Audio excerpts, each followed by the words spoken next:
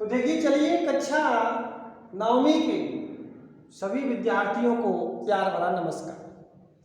अपनी जो हिंदी की पुस्तक है छिटी, उसका काव्य भाग है यानी पद्य भाग है, उसमें सबसे पहला हमारा जो पाठ है वो है कबीरदास। कबीरदास जी की रचनाओं में सबसे पहले है साखी। साखियों में हम आज अपनी जो ये वीडियो है हम यहाँ से शुरू करते हैं, जिसमें शुरुआत में कबीरदास जी आप जानते हैं निर्गुण भक्ति के संत थे, जो राम रहीम ईश्वर अल्लाह इस सब भेदभाव को मिटाना चाहते थे। उन्होंने अपने पूरे लेखन में इस बात को भेदभाव को मिटाने का प्रयास किया। तो चलिए हमारी आज की इस पहली साखी की ओर ध्यान देते। हिंदू मुआ राम कहे मुसलमान खुदाए, अर्थात हिंदू मुआ राम कहे, मुआ यानी मरना। हिंदू तो राम राम राम कहते कहते मर गए, और मुसलमान खुदा है, और मुसलमान खुदा खुदा खुदा अल्लाह खुदा कहते कहते मर गए। यानी हिंदू राम को महत्व देते और मुसलमान खुदा को महत्व देते। लेकिन कबीरदास जी ये कह रहे हैं कि है तो सभी मानव, ये अंतर क्यों? कहे कबीर सोई जीवता। कबीरदास जी कहते हैं कि वही व्यक्ति सच्चे अर्थ में जिंदा है जो दो के निकट न जाए, जो इन दोनों के निकट न जाए। किसके? राम और खुदा, रहीम, जो भी आप बोले, यानी इन दोनों में भेद नहीं करना है। अरे हमें, उदाहरण के लिए हम हिंदू हैं तो हमें खुदा से क्या नफरत, और यदि आप मुसलमान हैं तो आपको राम से क्या नफरत। जन्म के समय भगवान ने अलग से नहीं दिया कि आपको भेजा कि आप तो हिंदू है और आप तो मुसलमान हैं। ऐसा कोई चिन्ह नहीं है, कोई लेखन नहीं है। ये सब इस पृथ्वी पर आकर हमारे बांटे हुए भाग हैं।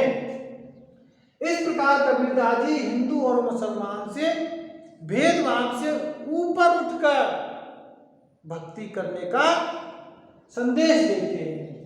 तो चलिए देखो आगे की दूसरी जो अपनी साखी है कि कावा फिर काशी भया रामई भया रहीम, अर्थात कावा ये मुसलमानों का पवित्र तीर्थ स्थल है, और काशी ये हमारा हिंदुओं का पवित्र तीर्थ स्थल है। तो कावा फिर काशी भया, कावा और काशी कोई अंतर नहीं, ऐसा कबीरदास जी कह रहे।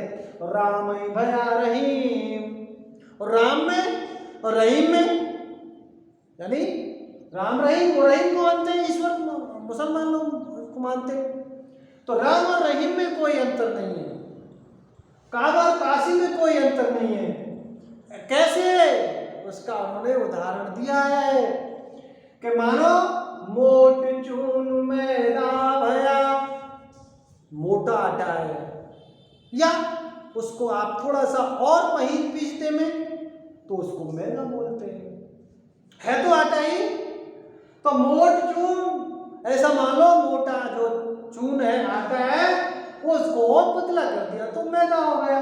बैठ कबीरा जी, कबीरदास जी तो क्या करना है? बस जीम, यानी जीमण करना है। जीमण शब्द का अर्थ है भोजन करना। हमको तो दावत खानी है जी, पतला हो या मैदा हो, कैसा है आटा, हमें इससे कोई लेना देना नहीं।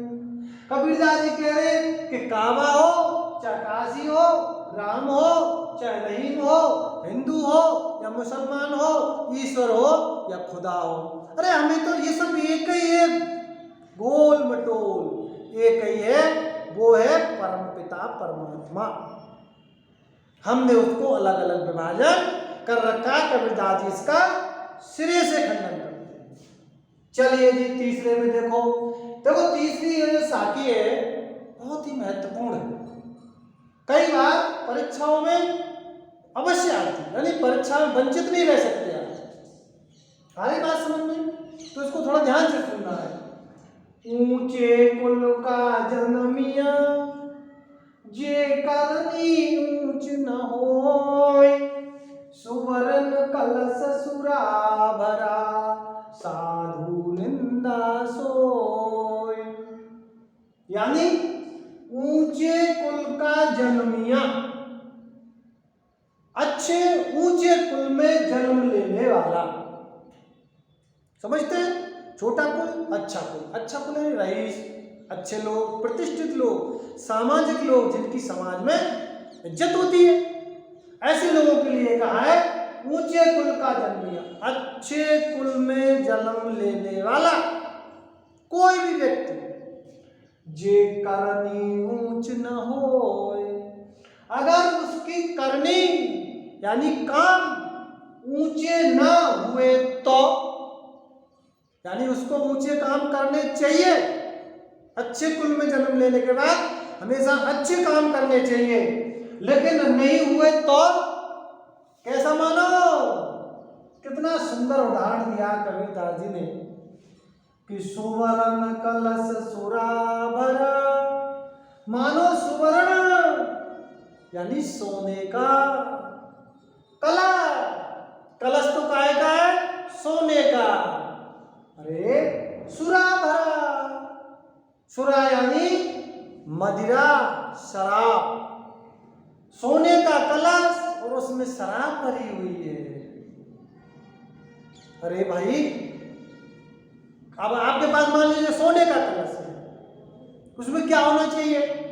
अरे उसमें घी होना चाहिए, दूध होना चाहिए, दाग बादाम छाले होने चाहिए, अच्छी अच्छी तुलसी और इस प्रकार के अच्छे अच्छे पदार्थ, दही मक्खन पनीर होने चाहिए, और उसमें शराब भरी हुई। साधु निंदा सोय। कबीरदास जी कहते हैं कि साधु यानी जो अच्छे लोग हैं ना, वो क्या करते? निंदा सोय, उसकी निंदा होगी। चाहे भले आपने ऊंचे कुल में जन्म लिया है, अगर काम खराब है, आपके कर्म खराब है, करनी खराब है, तो आपकी निंदा अवश्य होगी। ठीक उसी प्रकार से जैसे मानो सोने का कलश है, उसमें शराब भरी हुई है, सभी लोग उसकी क्या करेंगे? निंदा ही करेंगे। तो चलिए देखो, अपनी इन साखियों में आपने बहुत अच्छी तरह से अर्थ को समझने का प्रयास किया, लेकिन फिर भी कुछ कठिन शब्द होते हैं, एक बार हम उन पर नजर डालते हैं। यानी जीवता, जीवता यानी जीवे, यानी जिंदा, और दुई, दुई माने दोनों, दोनों। चून यानी चून शब्द का अर्थ आप समझते हुए आटा, पिसा हुआ गेहूं।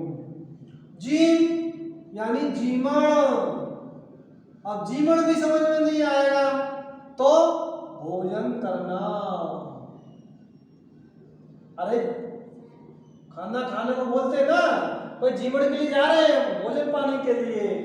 जन्मिया जन्म लेने वाला, जन्म लेने वाला। सुवर्ण, स्वर्ण, स्वर्ण यानी सोना, गोल्ड वाला। मैदा, मैदा कहते हैं महीन आटा, जो बहुत ही पतला होता है। कावा, मुसलमानों का पवित्र तीर्थ, पवित्र तीर्थ। और सुरा, सुरा हमने आपको बताया शराब, मदिरा, कुछ भी बोल सकते हैं। इस प्रकार से ये हमारे कठिन शब्दों के साथ हम हमारे इन कबीर की साखियों का अर्थ और भावार्थ बहुत ही आसानी से समझ सकते हैं। तो चलिए, आज की अपनी वीडियो आपको अच्छी लगी होगी तो आप लाइक अवश्य करें, और यदि आप हमारे चैनल पर नए हैं तो इसको सब्सक्राइब अवश्य करें। थैंक यू, धन्यवाद।